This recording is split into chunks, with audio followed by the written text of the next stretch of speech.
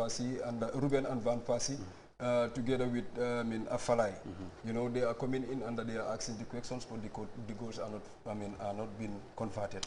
You know, for me, the 3-5, one that we saw probably, the only experience the Dane playing it in Dennis Romadal was as quick as a rocket, being set up to break on the counters. But unfortunately, and at the same time, you know, the outlet of the Danes is the number 5, Paulsen. Yeah. You know, who is running on the left flank, providing the service for Ramadal and the Bednar. I think and looking at it in the other way around, Ruben is not going on defense. No. You know, that is why they are using that corridor in order to provide the service. Okay. But the pedigree of all the players on the pitch on both sides, yes, the Danes you cannot name, that much of players compared to the Dutch. Who are all over the place and who happen to be champions in the various leagues that they are playing in. But compared to the Danes, if you take out, for example, like Dennis Romadal and of course young Eriksson, Kasper Schmeichel coming in to replace the injured Sorensen, who is on the bench for now. Even the Dutch bench is a team of its own. Yeah, yeah. But Van Marwijk has his job cut out, it seems. Well, looking at it, I think the Danes are more of a team than the Dutch. There is a lot of individuals, as you rightly said, you know. But looking at how defensively the Danes are playing, it's very tough for the Dutch to break them. And by going with that, I think if they can hang on to, during the first 15-20 minutes of the second half, the day is called off. Okay. When I talked about the disciplined nature of Scandinavian football and especially the Danish, to you, it wasn't something that matters in this game because it was just the Dutch that they are playing against, and it's a foregone conclusion. Well, the game is exciting when the bookmakers and pundits are put the same. That is where the surprises occur in a match. Like I have seen, well, the Dutch, play into their billings, you know, getting good position and dominating the position and executing very good football and passes within the first few minutes of the match. Now, I have seen also the Danes grew in confidence in the match, especially after they have scored.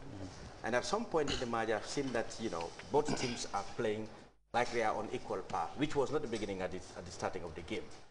However, I still think that with little more lifting of their game, I would still think that the Dutch are far more superior. Taking a cue from the insights given by coach, I believe that the Dutch still have the upper hand in this match. I don't, of course, rule out, like he said, the Danes, hanging on to this lead until well into the second half, when it would have been a very big problem, taking into consideration what you said about their discipline in type of defense, by trying to hang on the lead. However, I think the Dutch will come, with fresh approach to the game and try to, keep or maintain the dominance they have in terms of quality, of course, individually, and then try to be much more collective in their, in their football to see that they kill off the Danes block. Pa, for you, what do you think is what Van Marwijk is going to do now to turn things around for the team? Because according to Wesley Sneijder, the least they expect of this team is to reach the finals, and a group as difficult as it is, really is a difficult thing. Yeah, like Cham said, they have a very good depth. Looking at their bench, as you rightly said, they can turn things around. But again, coming into the second half, I think the approach should change. In order, for them to dictate the pace of the game, not to force the pace of the game. Let them just be knocking the ball, slow down the pace of the game in order to see, come up with loopholes where they can pass the ball through for Van Persie and Afalai. I think that's the only way. The only approach they're taking now is playing the ball wide to Ruben with his with his left foot playing on the right, turning, cutting in, facing the goal and trying the shots.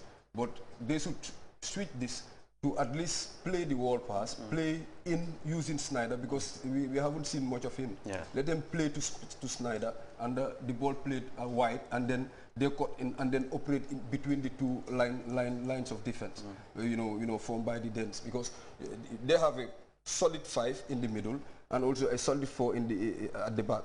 So in between, that is where the operation room is for the Dutch, if they can utilize it. But for me, I think that would very much work in favor of the Danes, because they can just sit back and at least just let them come and they will take them into pieces.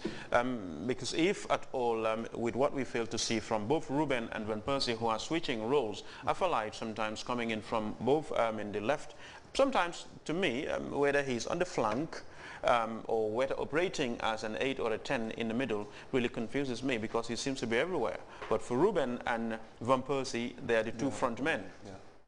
But you cannot fail to see Ruben also operating from the right as a left-footed player. But that's the strength of the team, and that's the strength of Ruben also. Ruben is a left-footed playing on the right, so obviously cutting in will face the the goal post with his left foot. You know, that is why he tried. 3 times he's attempting to shoot from a distance. But what I'm saying is there is a gap between the 2 lines of defense. That is the midfield under the back 4. Now, if Van Persie is to operate within that, if he's given that space, then it might turn things around. And again, if they can use, much of Snyder, because Snyder is not coming in.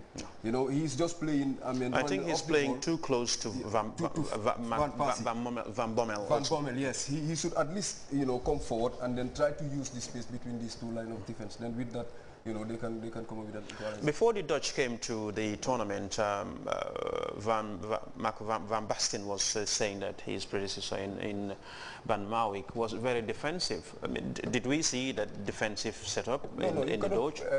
Defensive can be, related to 2 things. You can be defensive in terms of personnel, and you can be defensive in terms of positioning the players. Okay. These are the two things that can be used in defensive. But with the type of players the Dutch are having today, to play on defense is totally going to be very, very difficult for them, because you have swift players.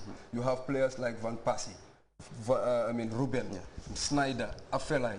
These are attack-minded players. I think to bring them back, that is where the problem is.